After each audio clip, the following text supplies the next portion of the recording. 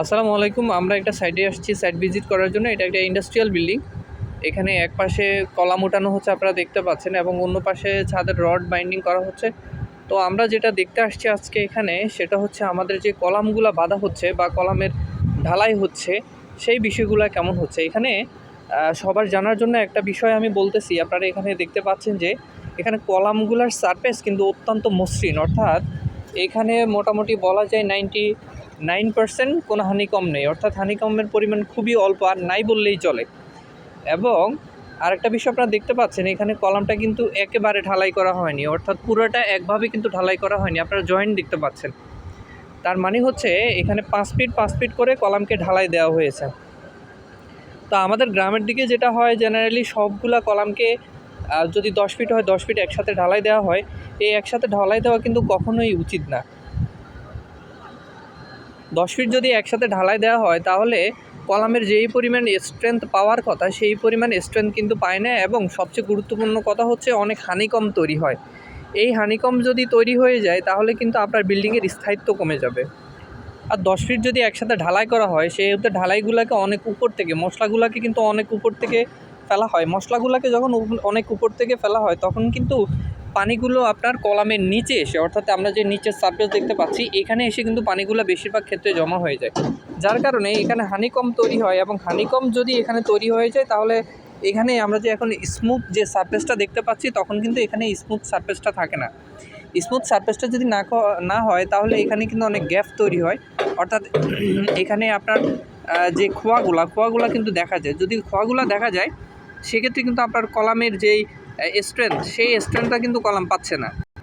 এছাড়াও এখানে দেখতে পাচ্ছেন একটি শর্ট কলাম উঠানো আছে, অর্থাৎ মাটির নিচ থেকে আমাদের যেখানে গ্রাউন্ড ফ্লোর হবে সে পর্যন্ত কিন্তু এখানে শর্ট কলাম উঠানো আছে।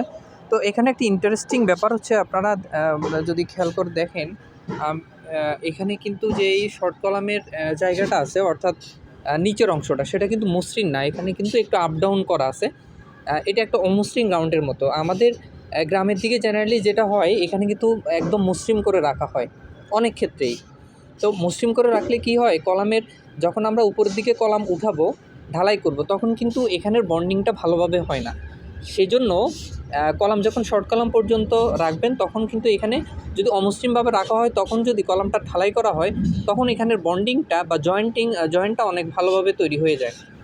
এবং আরেকটা বিষয় হচ্ছে, যদি কলামের জয়েন্টগুলো, যেখানে রডের জয়েন্টগুলো যেখানে দেওয়া হয় সেখানে ল্যাপিংটা যাতে ঠিকমতো থাকে সেই জিনিসগুলা এনশিওর করতে হবে। এবং আরেকটা বিষয় হচ্ছে, আমরা যে রিংগুলা বাঁধবো সেই রিংগুলার এই যে যেখানে এসে মিলিত হবে এটা যাতে 30 ডিগ্রি অ্যাঙ্গেলে থাকে সেই বিষয়টাও কিন্তু নিশ্চিত করতে হবে।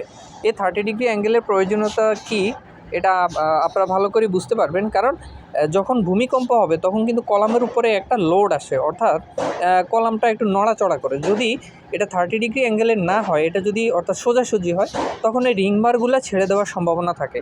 সেজন্য যখন মিস্ত্রিরা কাজ করবে তখন তাদেরকে বলবেন এটা যাতে 30 ডিগ্রি অ্যাঙ্গেলে থাকে। এছাড়াও কলাম তৈরি হয়ে যাওয়ার পর কিউরিংয়ের বিষয়টা আপনাদেরকে খুব সাবধানতার সাথেই দেখতে হবে, কারণ কিউরিং মিস্টেক করা যাবে না, কিউরিংটা সঠিক পরিমাণে করতে হবে। সেক্ষেত্রে কিউরিংয়ের ব্যাপারে আপনারা এখানে পাটের বস্তা ইউজ করতে পারেন, যাতে পানি দেওয়ার পরও এটা অনেকক্ষণ পর্যন্ত ভেজা থাকে। জেনারেলি যদি আমরা পাটের বস্তা ইউজ না করি সেক্ষেত্রে দেখা যাচ্ছে যে কিছুক্ষণ পরই পানি শুকিয়ে যাবে। আর যেহেতু সকাল আর বিকেলে পানি দেওয়া হবে সেক্ষেত্রে মাঝখান দিয়ে অনেক সময় থাকবে যখন কলামের মধ্যে পানিগুলো শোষণ করে নিয়ে নেবে। যদি আমরা পাটের বস্তা ইউজ করি তাহলে অনেকক্ষণ পর্যন্ত এই পাটের বস্তাগুলো ভেজা থাকবে এবং কলামও মানে সঠিকভাবে পানিগুলো পাবে, কিউরিংটা সুন্দরভাবে হবে। ধন্যবাদ।